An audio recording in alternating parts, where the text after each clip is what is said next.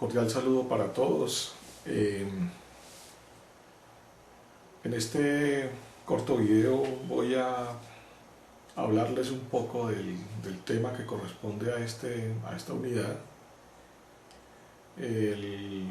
a la que hemos denominado como los orígenes de la cultura occidental y medios de mercado.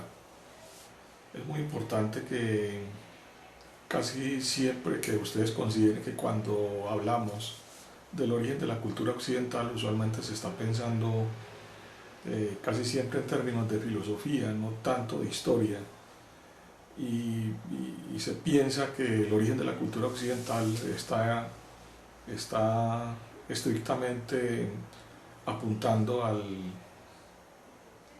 pensamiento filosófico, pero como tal debemos decir que el pensamiento filosófico es solo una parte de todo el desarrollo histórico, de todo el desarrollo cultural que hizo posible el surgimiento del pensamiento occidental o de la cultura occidental.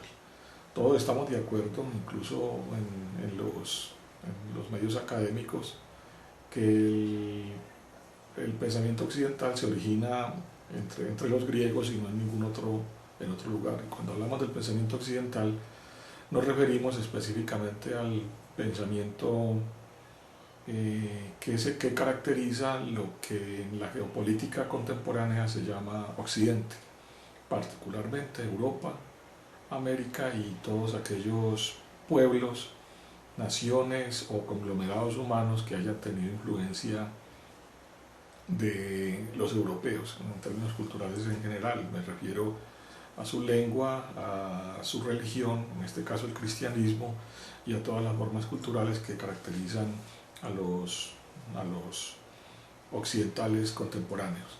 Es muy importante además que piensen que nosotros culturalmente pertenecemos a la cultura occidental. Al fin y al cabo, a nosotros, cuando digo nosotros, me refiero aquí en Colombia.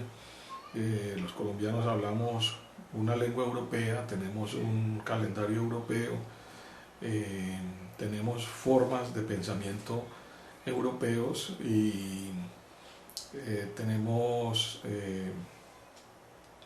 modos de pensamiento que son europeos y no de otra parte. En este orden de ideas es muy importante que pensemos y consideremos que estas llamadas formas culturales occidentales se originan en un momento determinado. Desgraciadamente la historia ha tratado de mostrar que nuestra forma de pensamiento pues tiene que ver específicamente con el origen de la filosofía y de la ciencia. Realmente nosotros vamos a extender el ámbito del origen de la cultura occidental particularmente a la característica, una de las características fundamentales del pueblo griego entre los siglos X y VI antes de Cristo. Me refiero particularmente a que eran un pueblo de comerciantes, un pueblo que dominaban todo el Mediterráneo, desde las costas de la actual Turquía hasta España, desde el norte del África y el sur de Europa, incluido el mar Egeo y el mar Negro a través del estrecho del Bósforo. Los griegos consideraban al mar Mediterráneo, al Egeo y al mar Negro lo consideraban su mar, es decir, es el mar de los griegos. Por supuesto, los griegos todo lo que van a desarrollar como forma de pensamiento particular y lo que nos enseñarán a nosotros y al resto de toda su descendencia cultural tiene que ver con su característica de pueblo de comerciantes. Son comerciantes que van de un lugar a otro, que van buscando nuevas rutas comerciales, que van buscando puertos comerciales que comuniquen la riqueza del interior del continente, ya sea del continente europeo, del asiático o del África, con sus ricos puertos que se circunscribían específicamente al mar Egeo. Todo ese conglomerado de conocimientos que nosotros hoy llamamos pensamiento occidental, de todas maneras no es un invento griego. Los griegos toman de otros pueblos conocimientos básicos, sobre todo en astronomía y matemáticas, y esos conocimientos que ellos van a desarrollar particularmente con lo que van a llamar episteme o ciencia, o si ustedes quieren filosofía, con esos conocimientos que comienzan a desarrollar, pues van a tener sobre el resto de los pueblos del Mediterráneo superioridad, no en términos de conocimiento, sino superioridad de conocimientos aplicados, es decir, superioridad en tecnología, superioridad en construcción y sobre todo superioridad en técnicas artes de guerra y por supuesto armas, que realmente el desarrollo de las armas en una sociedad determinada tiene que ver necesariamente con la investigación científica que se haga que se hagan en centros de investigación, en las universidades, en el caso del mundo contemporáneo, o en el caso del mundo moderno, o en el caso del mundo medieval, y en el mundo antiguo, pues en las escuelas de filosofía griegas. Los conocimientos básicos que van a desarrollar toda nuestra cultura son tomados entonces de los egipcios y los babilonios. También, que si queremos a los babilonios decirle mesopotámicos, de todas maneras, ustedes si van a leer bibliografía van a encontrar que unas veces le dice mesopotámicos, otras veces se les dice babilonios. Esas culturas, la cultura egipcia como la cultura babilónica, se desarrollan en valles de grandes ríos. En el caso de Egipto, ustedes saben, en el gran valle del Nilo, y en el caso de la cultura babilónica o mesopotámica, en los valles del Tigris y el Éufrates. Esas culturas estaban asentadas en esos valles desde más o menos 4000 años antes de Cristo. Comparativamente con otras civilizaciones europeas, son culturas altamente desarrolladas. Si pensamos en los europeos griegos, que desarrollarán esa cultura y otra cultura y su propia cultura solo después del año 1000 antes de Cristo más o menos. Los romanos desde el año 200 antes de Cristo aproximadamente, y los celtas, pues al fin y al cabo, a pesar de estar establecidos en el continente europeo desde más o menos el año 1400 antes de Cristo, de todas maneras los celtas, que son sociedades campesinas, no tienen refinados conocimientos de astronomía y de matemáticas, y el aparato matemático es fundamental para desarrollar una ingeniería civil y una arquitectura fundamental. Entonces es muy importante que consideremos que el origen de esa cultura, es decir, de la cultura occidental, está íntimamente ligada al apoderamiento de conocimientos que desarrollaron los egipcios y los babilonios en algún momento.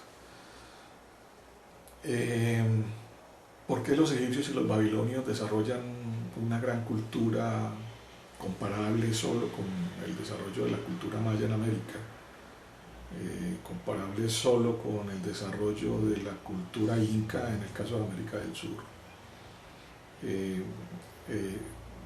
Todo se resume en que son pueblos sedentarios, pueblos que comienzan, no son pueblos de nómadas o nómades, sino pueblos sedentarios que viven alrededor de grandes ríos y consideran sus grandes ríos como sus autopistas, es decir, los lugares a través de los cuales van a hacer contactos comerciales de una manera fácil con otros pueblos. Por eso en el mundo antiguo casi siempre que alguien quiere apoderarse de una ruta comercial, pues sencillamente invade esos pueblos y si tiene superioridad militar. No, el caso de los egipcios, por ejemplo, los egipcios, todo pueblo que tuvo un poder militar en el Mediterráneo lo invadió en un momento o en otro, precisamente anhelando la riqueza que tenían los egipcios, que eran todos los grandes territorios de pesca y de agricultura, particularmente de la cosecha de trigo, que va a ser que era fundamental para alimentar grandes poblaciones concentradas en las grandes ciudades del mundo antiguo. Así pues, las ciudades egipcias dependen básicamente de lo que ellos cultivan y de lo que pescan en el Valle del Nilo, y el Nilo, el río, les sirve como contacto comercial con el Mediterráneo y de los puertos del Mediterráneo pues al resto de los puertos de los puertos comerciales que van a haber en el resto de ese mar. ¿Qué importancia tienen los ríos y los mares? Pues los ríos y los mares son puertos naturales. Solo piensen en esto. Todo pueblo antiguo que tenía poder militar o poder social o poder económico siempre dominó de alguna manera grandes rutas comerciales y sus capitales quedaban en la orilla de un gran río o en la orilla del mar. Pensemos esto, las grandes capitales del mundo comerciales actuales, como las antiguas, estaban siempre al lado de un río grande o al lado al lado del mar. Una capital necesita acceso, rutas de acceso para hacerla rica, para hacerla comercialmente muy rica y para hacerla además económicamente muy poderosa. Solo pensemos en las capitales de Europa. Las capitales europeas actuales están siempre al lado de un río grande navegable, como Roma o como por ejemplo todas las capitales de Europa Central y de Europa Oriental están en el curso del río Nilo, desde Viena en Europa Central hasta las capitales como Budapest o Sofía en las capitales de los países europeos de Europa Oriental. Si no están en el mar, pensemos por ejemplo Londres, o pensemos por ejemplo capitales, bueno, que la capital de Estados Unidos es Washington. De todas formas Washington no es la ciudad más rica ni la ciudad que maneja el comercio mundial. Ustedes saben que es Nueva York, y Nueva York tiene la característica de ser un puerto, es decir, de estar en la orilla del mar. Eso pues a nosotros nos deja una enseñanza muy importante, y es que toda capital de un país que quiera ser desarrollado económicamente debe tener su capital al lado de un río, al lado del mar o al lado de rutas comerciales muy, muy, muy buenas. Las capitales de América del Sur, por ejemplo, como Bogotá, o por ejemplo como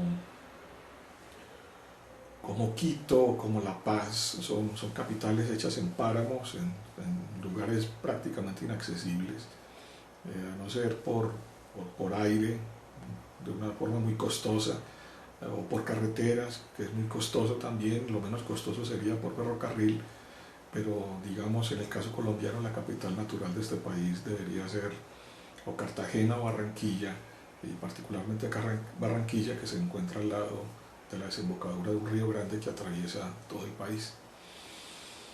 De esta manera egipcios y babilonios pues en 4000 años que van a desarrollar conocimientos. Esos conocimientos los desarrollan a propósito de lo que ellos ven en los cielos, es decir, de la medición de estrellas, de la medición de movimientos de planetas y de la medición de los movimientos del Sol y la Luna. Tanto egipcios como babilonios tienen una particularidad geográfica muy importante, y es que tienen cielos limpios casi todo el año, y los cielos limpios significan que ellos pueden observar planetas y cuerpos celestes todos los días y hacer registros por escrito, que fue lo que hicieron durante 4000 años. Eso a nosotros nos dejó un banco de observaciones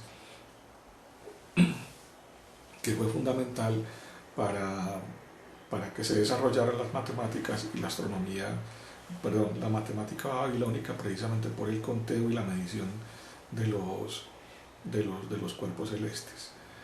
Si nosotros observamos en una noche estrellada y si fuéramos astrónomos, veríamos que, claro, pues que aquí en Medellín eso es prácticamente imposible, lo que hizo que los indios que vivían en este lugar, aquí en Medellín, antes de la aparición de los españoles, pues fueran muy malos astrónomos y muy malos matemáticos.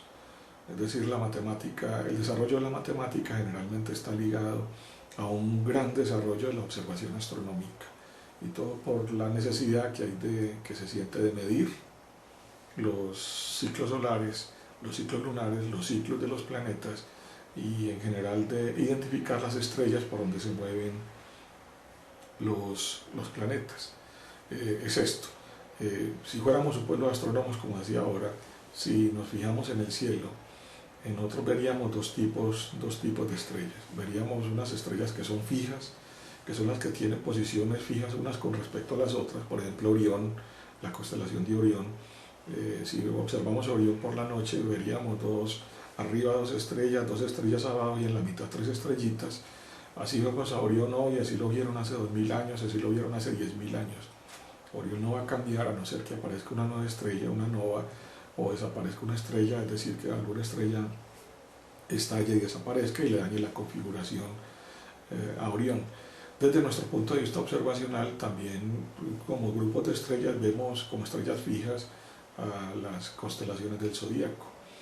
Por eso decimos Acuario, Aries, Leo, Virgo, Libra, etc. Libra son 4 estrellas, una arriba, 2 a los lados y una estrella abajo. Así siempre se va a ver Libra, así se ha visto Libra. Pero hay unas estrellas que hacen una cosa diferente, es decir, estrellas distintas, que todos los pueblos de observadores en la antigüedad pues supieron diferenciar.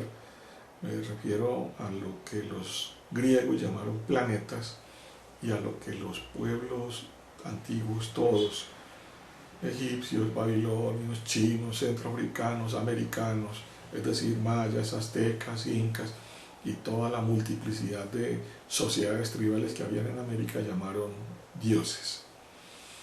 Los pueblos antiguos, incluso mediterráneos, pues los llamaban dioses también. Los antepasados de los griegos los llamaban dioses, los romanos también los llamaban dioses. Solamente pueden ser diferenciados 7 cuerpos celestes, 7, diferentes a las estrellas fijas, por ejemplo, como lo que mencionábamos ahorita de Orión, y la particularidad de esas estrellas fijas es que la particularidad de los planetas es que se mueven o se pasean por las estrellas fijas. Así, por ejemplo, pasan por Orión y la constelación que hay frente a Orión, que es la constelación de Tauro, pasan por Leo, pasan por todas las 12 constelaciones del zodiaco. El Sol y la Luna hacen la revolución completa, lo hacen diariamente. La Luna lo hace también en 29 días y medio, el Sol lo hace en un año, lo hace también en un periodo de 26.000 años aproximadamente.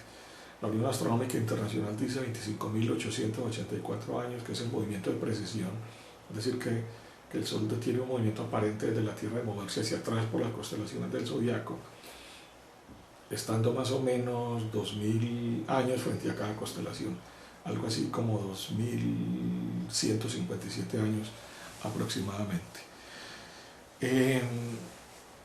Esas 7 estrellas distintas son el Sol y la Luna, que tienen un movimiento rectilíneo. Bueno, rectilíneo si vemos desde abajo, pero es un movimiento circular por todas las constelaciones del zodiaco.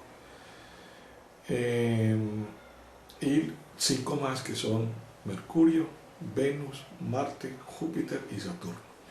Tienen la característica de esas 7, bueno, no hay que decirlo pues del Sol y la Luna, de que las podemos observar a simple vista. Entonces lo que hicieron todos los pueblos de astrónomos antiguos, incluidos egipcios y babilonios, pueblos de astrónomos como los pueblos americanos o los chinos o los centroafricanos,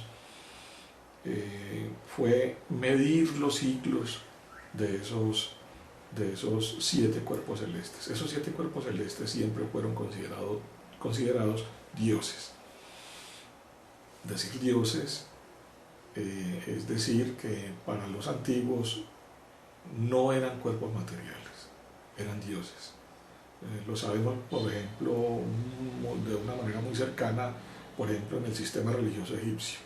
Su dios más importante es Ra. Ahora, Ra es el sol, que tiene un recorrido diario de oriente a occidente, se muere en la tierra de occidente, según la mitología egipcia, navega por el hilo subterráneo y en oriente nace otra vez, de manera que los rituales de los sacerdotes egipcios tienen que ver con asegurar el nacimiento diario del sol y asegurar el nacimiento anual del sol entre solsticio y solsticio, es decir, entre el solsticio de verano y el solsticio de verano del año siguiente, o entre equinoccio y equinoccio. Explico un poco lo de solsticios y equinoccios. En el hemisferio norte como en el sur hay 4 fechas en el año muy importantes, que son 2 solsticios y 2 equinoccios. La palabra equinoccio significa en griego día igual a la noche, es decir, solamente en 2 días del año los días son de 12 horas y las noches de 12 horas. Eso se presenta solo en el equinoccio de primavera el 21 de marzo y se presenta en el equinoccio de otoño el 23 de septiembre. Y los 2 solsticios, que son el solsticio de verano, que es el día más largo del año, que es el 21 de junio, y el solsticio de invierno, que es el día más cortico del año y la noche más larga del año, día muy cortico, noche más larga, que es nuestro 23 de diciembre. La importancia en el norte de esas fechas radica en que en esas fechas comienzan las estaciones. La estación de primavera comienza en el equinoccio de primavera, el verano comienza en el solsticio de verano, el otoño comienza en el equinoccio de otoño y el invierno comienza en el solsticio de invierno el 23 de diciembre. Ahora, todas esas mediciones las hacían los pueblos antiguos, pues, que es lo que hemos venido exponiendo hasta el momento. La medición exacta de los movimientos y registrar esos movimientos tiene que ver con el interés de los sacerdotes astrónomos, porque no hablamos aquí de astrónomos específicamente que tuvieran esa tarea o ese papel, de registrar día por día por qué estrella y constelación se están moviendo los dioses, porque con eso pueden fechar fiestas importantes de nacimiento, de muerte, de la vida, de la duración de la vida, del mundo eterno, del mundo de la muerte, de la oscuridad y de la luz, o del día y la noche, que también es representada en el año, como el verano y el invierno. Esas mediciones son muy importantes, mediciones que tienen que ver con el registro exhaustivo de por dónde se está moviendo un dios. Y los egipcios tenían registros desde 4000 años antes de Cristo. Yo quiero ponerles un ejemplo a propósito de esas observaciones. El dios más importante para los egipcios es Ra, es decir, el sol. Observar a Ra todos los días y registrarlo implicó que ellos conocieron exactamente la duración del año solar, en 365 días y 6 horas. Allí había una dificultad porque el sistema de conteo egipcio es un sistema de conteo duodecimal, es decir, cuyo número base es el número 12, y sexagesimal, cuyo número base es el número 60.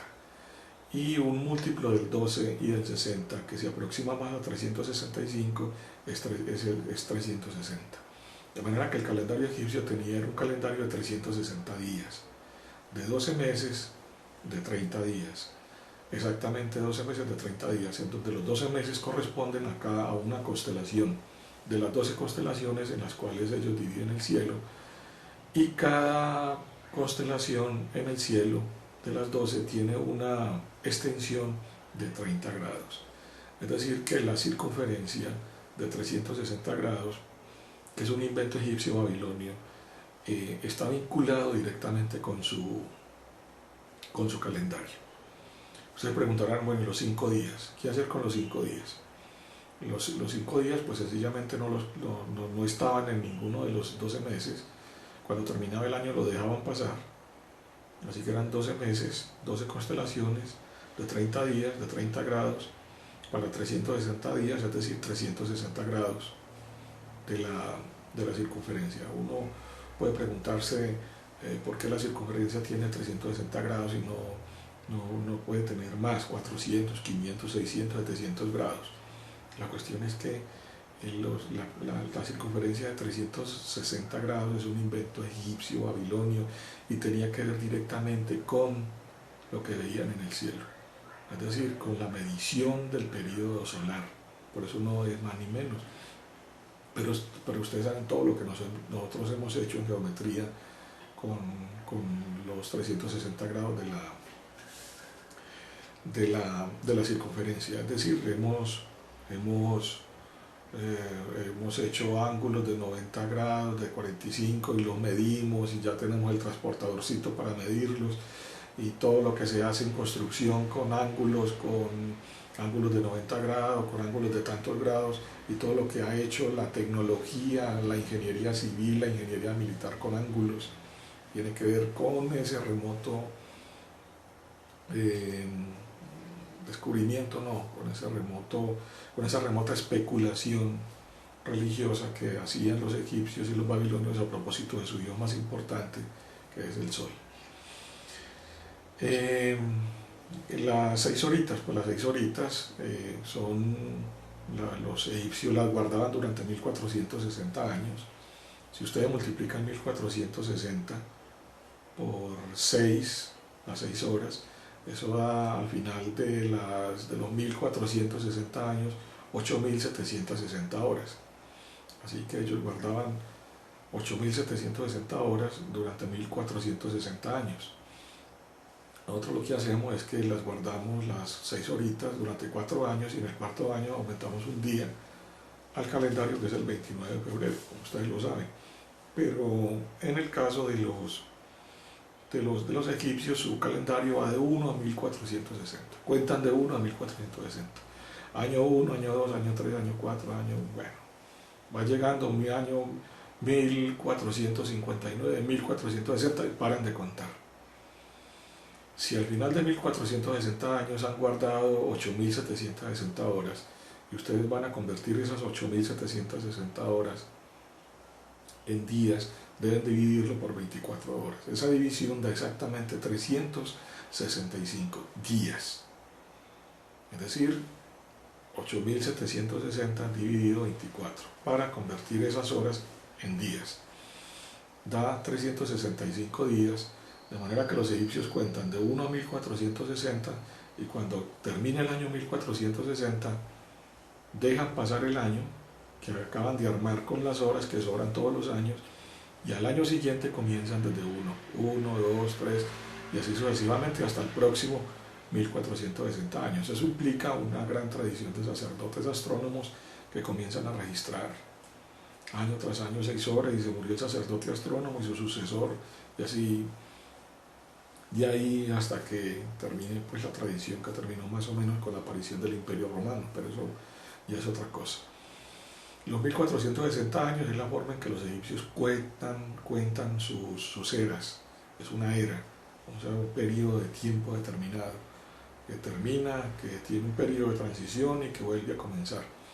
Eso es normal en muchas culturas, como en la cultura maya, como en las culturas que tienen una concepción cíclica del tiempo, que no es la concepción cristiana, que es más bien una concepción lineal del tiempo. Yo le acabo de poner este ejemplo para que ustedes sepan que los egipcios desarrollaron las operaciones básicas de matemáticas: sumar, restar, dividir y multiplicar. Desarrollaron geometría, sobre todo en la forma en que trazaban sus lotes de tierra para cultivar alrededor del Nilo. Por eso la palabra que usamos hoy nosotros es geometría. Los griegos le dijeron geometría, que proviene de la palabra Gaia, que es tierra, y metrón, medida en griego, que significa Gaia metrón, que significa geometría, medir la tierra. Todas las figuras geométricas que nosotros conocemos pues fueron descubiertas y trazadas generalmente por los babilonios y los egipcios en sus valles para cultivar y asegurar, digamos, una buena cosecha si sembraban en un lote de proporciones 3, 4, 5, que se convertirá posteriormente en el teorema de Pitágoras, y que Pitágoras dirá que la suma del cuadrado de los catetos es igual al cuadrado de la hipotenusa en la proporción de aquel triángulo de 3, 4 y 5, 3 a la 2 más 3 al cuadrado más 4 al cuadrado es igual a 5 al cuadrado, 9 más 16 es igual a 25. O sea, el famoso y conocido teorema de Pitágoras. Pitágoras no se lo inventó, sino que lo vio o lo aprendió de la tradición egipcia babilonia, como ellos trazaban sus lotes de tierra. En fin, todo esto es lo que aprenden los griegos. Es decir, los primeros filósofos, no le digamos filósofos si no hay que enredar con eso, digámosle los primeros físicos, los primeros científicos griegos, Tales de Mileto, Anaximandro de Mileto, Anaxímenes de Mileto, son los primeros que aprenden eso, y lo aprenden porque ellos van a Egipto a comerciar. No hay astrónomo, matemático o geómetra griego, desde Tales de Mileto, pasando por Anaximandro, hasta Pitágoras, los pitagóricos, muchos de los pitagóricos, un filósofo que había estado un geómetra que había estado en la Academia de Platón, Eudoxio de Alejandría, todos ellos, Eudoxio, no de Alejandría, ahí me equivoqué, Eudoxio había estado aprendiendo geometría en Egipto. Y como sabemos, Egipto va a ser la cuna de la sabiduría antigua entre el siglo II antes de Cristo y el siglo III después de Cristo, durante 500 años. Alejandría, en Egipto, en el delta del Nilo, va a ser la cuna de la matemática, la cuna de la geometría y de la astronomía y del saber en general del mundo clásico, del mundo antiguo. Lo que más me interesa de todo esto es decirles que Tales de Mileto, que es el primer individuo que nosotros tenemos noticias, que para poder hablar del surgimiento del pensamiento occidental en la cultura griega, está en Egipto. Y tenemos un montón de anécdotas que dice, por ejemplo, que Tales de Mileto está parado al lado de la gran pirámide de Egipto, en la pirámide de Keops, midiendo la altura de la pirámide por su sombra, aplicando un sencillo teorema algebraico, o que, por ejemplo, está en el desierto observando las estrellas y se va a un hueco. Ese tipo de historia, lo más importante allí es que él está en Egipto, él está aprendiendo de los sacerdotes egipcios, y lo lleva a Mileto, y el Mileto va a discutir con sus contemporáneos todo este tipo de descubrimientos que acaban de aprender de los egipcios. Lo que quiero decir con esto es que hay un activo comercio entre las colonias griegas, Egipto, Babilonia y todos los lugares a donde pueden llegar en los puertos mediterráneos y en los puertos del Mar Muerto. Los fundadores del pensamiento occidental, es decir, los fundadores de la ciencia como la conocemos nosotros hoy, de la astronomía y la matemática básicamente, que es el cuerpo teórico más importante que se va a desarrollar en el mundo antiguo, más que cualquier otra ciencia y más que cualquier otro saber. Esos primeros matemáticos, filósofos o físicos o científicos son mercaderes o sus descendientes, es decir, gente que comercia, que va de un lugar a otro, que tienen una situación política muy particular, es decir, que pueden ir de un lugar a otro y moverse libremente, y no solo moverse libremente, sino que no están supeditados a vivir dentro de un imperio. Egipto es un imperio, Babilonia o Mesopotamia es otro imperio. Los imperios tienen la característica de ser cerrados, de ser unificados por formas culturales, formas políticas, económicas, sociales y sobre todo religiosas. Su religión es única y es una religión que se impone a cualquier tipo de manifestación religiosa que quiera ver en un lugar determinado. Por eso la religión egipcia, básicamente entre 4000 años antes de Cristo, y la época en que Octavio Augusto somete a Egipto y lo anexa al Imperio Romano en el 31 antes de Cristo, la religión básicamente no cambia. El cambio más dramático se va a dar hacia la época de la construcción de las grandes pirámides, más o menos hacia 2800 antes de Cristo, en donde los dioses en general son animales y van a tener una rápida evolución y se van a convertir en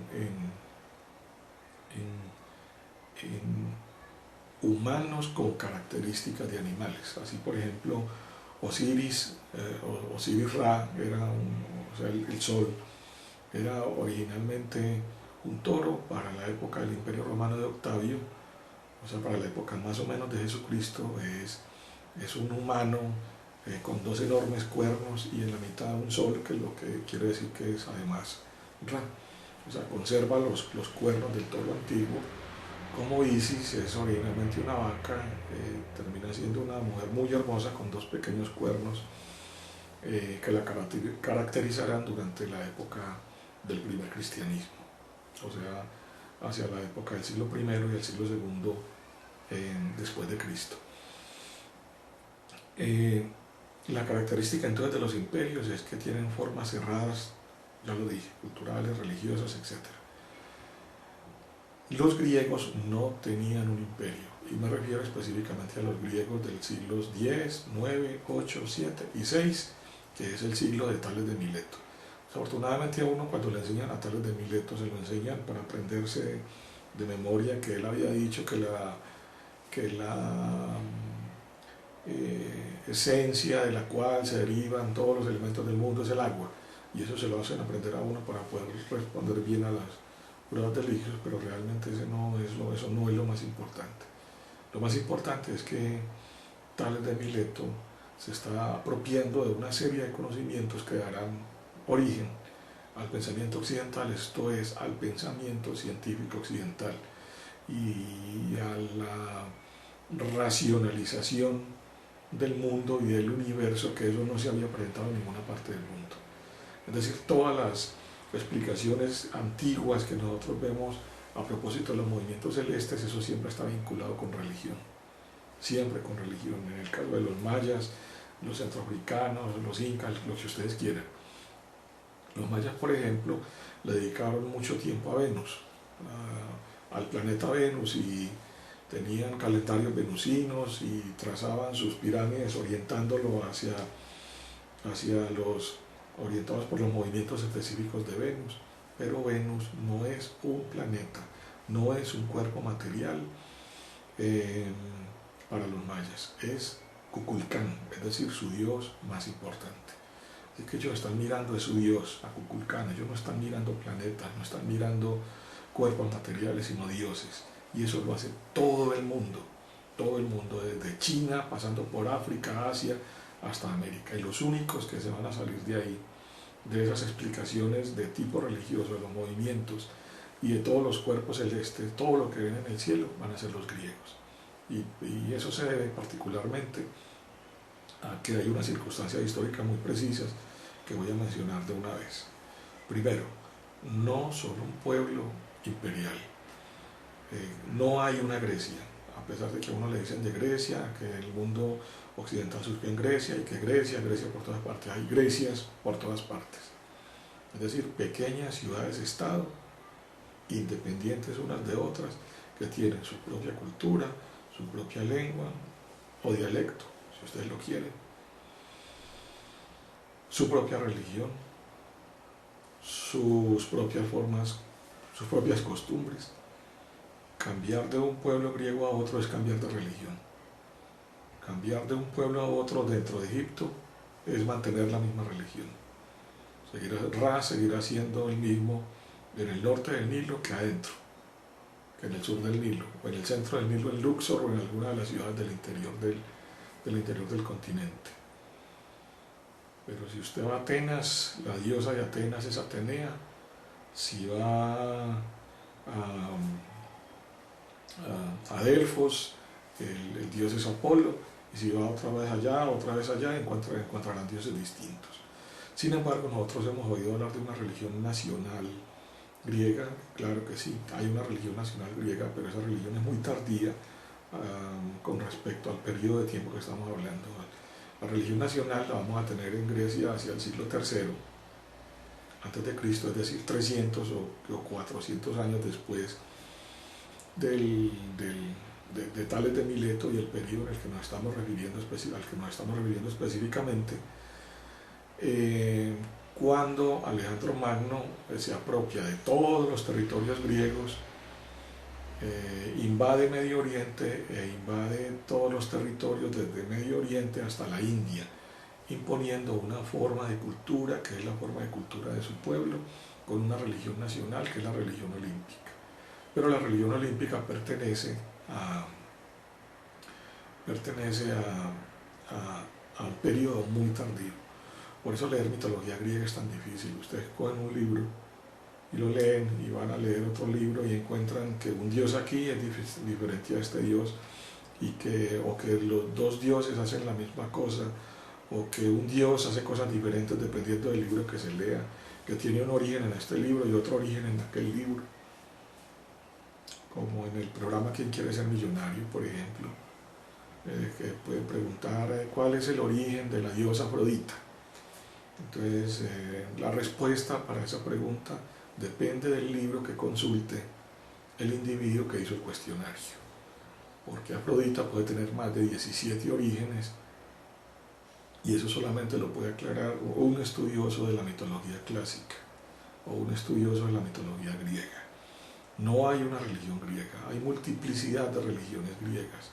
Pues ya tenemos dos cosas. Primero, no hay una Grecia, hay muchas Grecias. Segundo, hay tantas religiones griegas como pueblos griegos hay, y vamos a encontrar una gran movilidad religiosa. Tercero, la religión de los griegos no es una religión enseñada ni cuidada por sacerdotes. Nosotros conocemos la religión de los griegos por poetas. Homero en la Ilíada y la Odisea, y Hesíodo en un libro que se llama La Teogonía. Hesíodo en la Teogonía. Esas son las fuentes más remotas. Tenemos otras fuentes que son posteriores, incluso fuentes romanas, como Virgilio o como Plinio, Higinio, en su Historia Natural, por ejemplo, y otros textos. Pero son los poetas los que nos enseñan la religión de los griegos, y nosotros sabemos todo lo que se permite un poeta, que es su característica de imaginación. Pueden cambiar mitos, y que intercambiar mitos o cambiarlos, pues eso depende de muchas cosas. Y cuarto, que la religión de los griegos no tiene texto sagrado. El texto sagrado sirve para cuidar una tradición religiosa. Eso tiene que ver con 1400 años del Islam que llevamos, con alrededor de 4000 años que llevamos del judaísmo o el hebraísmo, los 2000 años que llevamos del cristianismo, los 2600 años del budismo, los más de 5000 años de la religión de los hindúes, los 1500 o 1600 años del taoísmo y del confucianismo en China. Todas esas religiones están sostenidas por textos sagrados. Los confucianos por los 4 clásicos, el taoísmo por el Tao Te Ching y el I Ching, el cristianismo por la Biblia, el judaísmo por la Torá y el Antiguo Testamento cristiano, que equivale a su Biblia, y lógicamente el Islam por el Corán. Y sus textos sagrados son manejados por sacerdotes que conocen el texto y le recuerdan a las personas de vez en cuando en las festividades religiosas la historia sagrada de cada una de esas religiones, y eso las hace pervivir en el tiempo. 2000 años de cristianismo Y hoy el cristianismo es esencialmente el mismo cristianismo del siglo I después de Cristo, de hace 1000 años, y no va a cambiar. Allí donde hayan cristianos seguirá siendo básicamente lo mismo que el Islam. Es decir, el Islam hoy es básicamente el Islam del siglo VII, del siglo de Mahoma, cuando Mahoma dicta el Corán de memoria. No ha cambiado, el Corán no cambia, y lógicamente la enseñanza y la doctrina no cambia, sino que permanece en el tiempo.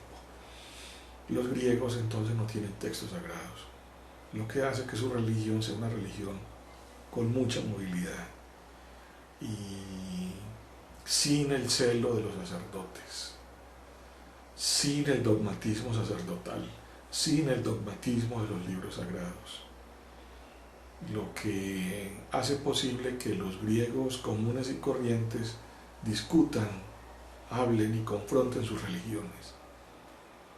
En la época de Tales de Mileto, en el siglo VI a.C., era normal que Tales de Mileto con otros dijeran, por ejemplo, y cualquier persona de la época, si yo tengo un Dios que hace lo mismo que tu Dios y allá hay otro Dios que hace lo mismo, ¿cuál de los dos es el verdadero? ¿El tuyo, el mío o ninguno de los dos? Ese tipo de discusiones no se puede dar en cualquier sistema religioso, porque los sistemas religiosos tienen que ver con tradición, con dogmatismo, con enseñanza, con control, con doctrina, y los griegos no funcionaban así. De manera que los griegos están en puertos como Mileto, el caso pues de Tales y sus contemporáneos, donde la gente va y viene, y no solamente llegan mercancías, sino ideas. Y eso es lo que los griegos van a valorar. De manera que la ciencia y el pensamiento occidental nació entre mercaderes, entre comerciantes, entre el rico comercio que dominaban los griegos entre los siglos X y V antes de Cristo. Es ahí donde surge nuestro estilo de pensamiento. Hoy pues nosotros no seguimos la religión de los griegos, pero básicamente nosotros mantenemos la estructura mental griega, es decir, la cultura occidental a la que ustedes y yo pertenecemos es una cultura griega, en el sentido de que le damos mucha importancia al razonamiento. Nosotros de hecho pues lo explicamos todo, tratamos de explicarlo todo. Eso es una característica muy occidental, porque a otras culturas pues eso no les interesa. Es decir, explicar cualquier fenómeno, ya sea un fenómeno natural, ya sea un fenómeno divino, pues no lo explican racionalmente como lo hacemos nosotros. Lo que hace que, a pesar de que ya hoy la cultura occidental ya no mantenga la religión griega ni la romana, pues es cristiana. La religión de los occidentales es el cristianismo en general, en cualquiera de sus formas. De todas maneras, hoy vivimos más o menos como los griegos, a pesar de que la religión sea la religión cristiana. Es decir, las sociedades occidentales actuales son sociedades que se mueven entre lo pagano y entre lo sagrado y lo religioso. Los occidentales no somos una cultura religiosa. Es decir, nosotros separamos lo religioso de lo que hacemos todos los días, lo religioso de las formas culturales en general. Eso es evidente por ejemplo, en las personas cuando van a misa, pues separan lo que pasa en la iglesia de lo que pasa fuera de la iglesia. Separan un ejercicio cotidiano como cenar de lo religioso. Incluso ya lo pagano ha traspasado algo tan importante para nuestra religión cristiana, que es la vigilia en el Viernes Santo y en los viernes que corresponden a Cuaresma. La vigilia no se maneja estrictamente como nosotros lo podríamos encontrar en otras culturas. Hoy en el mundo hay culturas religiosas, es decir, donde la gente lo hace todo a propósito de su sistema religioso. Por ejemplo, los chinos, por ejemplo, los musulmanes. En general, los musulmanes todo lo que hacen lo hacen pensando en las enseñanzas del Corán. Lo que comen, cómo comen, qué no deben comer, qué comidas no deben mezclar, no mezclar lácteos con carne, ayunar en Ramadán, durante un mes entonces ayunan y el ayuno consiste en comer por la mañana y comer por la noche y en todo el día no comen absolutamente nada, ni siquiera toman agua. Y sus festividades religiosas son sus festividades cotidianas, por ejemplo como el Año Nuevo, o por ejemplo las festividades religiosas están vinculadas estrictamente a su religión. Recuerden, por ejemplo, en el mundo cristiano en general, cuando se celebra un santo, un patrono de un pueblo, pues la forma de celebrar el santo es emborrachándose, llevando una orquesta. Eso es evidente, pues, donde hay fiestas patronales en cualquier parte. Pensemos, por ejemplo, en los carnavales. No hay carnavales sino allí donde hay católicos. Es decir, en cualquier parte del mundo que haya católicos. Entonces, los carnavales, el de Río, el de Nueva Orleans, el de Sevilla en España, el de Venecia en Italia y en todas las islas del Caribe, las fiestas del carnaval, las fechas Semana Santa. Es decir, Semana Santa se fecha como la primera luna llena después del equinoccio de primavera, después del 21 de marzo, por eso Semana Santa nunca cae antes del 21 de marzo, sino después. Primera luna llena después del 21 de marzo. Y cuando fijan la luna llena, entonces fijan ese fin de semana, jueves, viernes santo, sábado santo, domingo de resurrección, y ahí cuentan 40 días hacia atrás. Eso da un miércoles, ese miércoles es miércoles de ceniza, y los carnavales están exactamente antes de miércoles de ceniza. Es decir, viernes, sábado, domingo, lunes y martes. Ahí terminan los carnavales, el martes. Al otro día, miércoles de ceniza, viene el periodo de preparación hacia la Semana Mayor, o sea, hacia la festividad católica más importante del año, que es la Semana Mayor. O sea, que en Occidente tenemos las fiestas paganas, la rumba primero, y posteriormente la preparación religiosa. Eso no ocurre sino en Occidente. En otras culturas eso está mezclado. Lo que se hace diario, el año el año nuevo, nosotros aquí cogemos un muñeco como año viejo, lo quemamos. Las festividades del año nuevo son pólvora, borrachera, rumba. El 24, que es el nacimiento del niño Jesús, mata de marrano, pólvora, rumba, borrachera, baile. El año nuevo musulmán es rezo, el año nuevo judío es rezo, el año nuevo de otras culturas es rezo. No está vinculado con lo pagano, la fiesta pagana, de la cual nosotros somos unos muy buenos herederos de los griegos y los romanos, que eran los que festejaban así. En esta primera partecita de la que venimos hablando, pues así nace la cultura occidental, y por eso en el título le hemos puesto medios de mercado, porque los medios de mercado mediterráneos son muy importantes para el surgimiento de la cultura occidental, es decir, de la movilidad de los griegos por todo su mar, y considerar que esa riqueza mercantil de los griegos va a implicar una gran movilidad, no solamente de mercados, sino una gran movilidad de ideas. Eso es muy importante que lo tengamos en cuenta, porque el pueblo griego, antes que ser un pueblo de filósofos, era un pueblo militarista y de mercaderes. Para uno mover riquezas en barcos por el Mediterráneo, necesita armadas poderosas que las cuiden. Es decir, una armada poderosa que domine ese mar para evitar la piratería. Allí donde hay riqueza, siempre hemos encontrado ladrones, siempre hay piratería en el caso del mar, ya sea piratería ahí o piratería terrestre. Los salteadores de caminos y ese tipo de cosas, eso es corriente allí donde haya riquezas. De manera que cuidar las rutas comerciales era muy importante. Así que estamos hablando de sociedades además muy poderosas en términos militares. El poder económico siempre, casi siempre implica poder militar. Poder militar implica poder económico. Eso es una enseñanza de los griegos y es una cosa que aprendimos también de los babilonios y los egipcios, y es una característica que todos los occidentales hemos mantenido en la cabeza por los siglos como herederos de esas formas.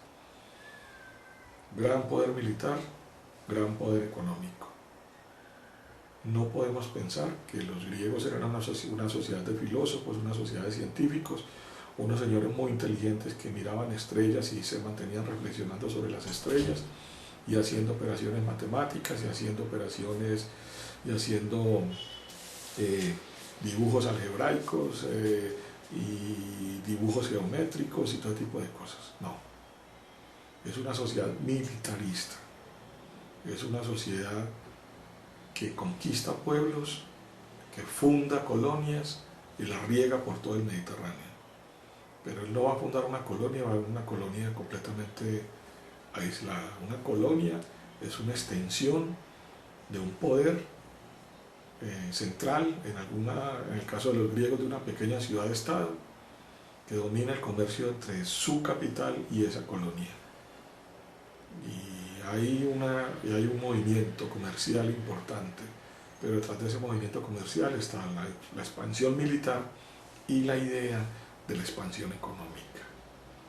Es decir, la ciencia, la filosofía, el estilo de pensamiento occidental surgió entre mercaderes y los hijos y los descendientes de los comerciantes y los mercaderes, sustentados en el poder militar del pueblo griego. A ninguno de nosotros le hubiera gustado estar al lado de un griego. Los griegos eran supremamente belicosos, supremamente belicosos. No hay una guerra, la provocan, como dice Pericles en el siglo V a.C. Somos poderosos. ¿Quién nos amenaza en el futuro? Posiblemente Esparta, y miran al sur, invadamos a Esparta y le declaran la guerra. ¿Por qué desearon la riqueza de Esparta? Esparta se une a los persas y entre ambos, que eran enemigos antes, vencen a los atenienses. Y la Atenas que vencen y saquean y sitian es la Atenas de Sócrates y Platón. Es decir, que los eventos de las guerras, el movimiento comercial, la expansión económica, la expansión militar, está íntimamente ligada a la historia misma de la constitución del pensamiento occidental. A la constitución del pensamiento occidental. Porque esa es la característica de esos pueblos. Esos pueblos van y vienen de un sitio a otro, pero no van de un sitio a otro extendiendo la mano, pidiendo algo, ni diciéndole a alguien, permiso, yo me hago aquí en este lugar que es su tierra, no. Hay un ejército primero. El ejército invade o amenaza a invadir para establecer tierras y puertos y controlar rutas comerciales. La Grecia de la que hablamos hoy, de los siglos X al VI de Tales de Mileto, al V, al IV de Platón, al III de Aristóteles, al siglo III de Alejandro Magno, son territorios ocupados militarmente por los griegos, dominados, y a la población donde llegan no la tratan bien, son poblaciones de esclavos, son los griegos y el resto está abajo, considerados inferiores, bárbaros, brutos, y el griego en sí es el ciudadano, el griego, el dominador, el dueño, el que tiene esclavos, el que tiene riquezas, el que tiene rutas comerciales, el que controla pueblos militarmente. El poder militar y el poder económico están íntimamente ligados y eso lo vamos a encontrar de aquí en adelante. Es decir, si nos referimos a la Edad Media, si nos referimos a la modernidad europea o a nuestro tiempo. La movilidad económica generalmente está ligada a la expansión militar, a la expansión económica y a la expansión política de un pueblo determinado. Y eso es una enseñanza que nos dejan los antiguos y que nosotros no hemos aprendido del todo, desafortunadamente. Con eso entonces creo poderles haber ayudado un poco con este tema del origen de la cultura occidental y medios de mercado. Si de pronto tienen alguna pregunta, me la pueden hacer a través del correo, me llaman, o a través de los foros que hay al final de cada temita. Recuerden que mi nombre es Yoman Carvajal, soy su profesor en este curso, así que muchas gracias y nos vemos en otra ocasión. Hasta luego.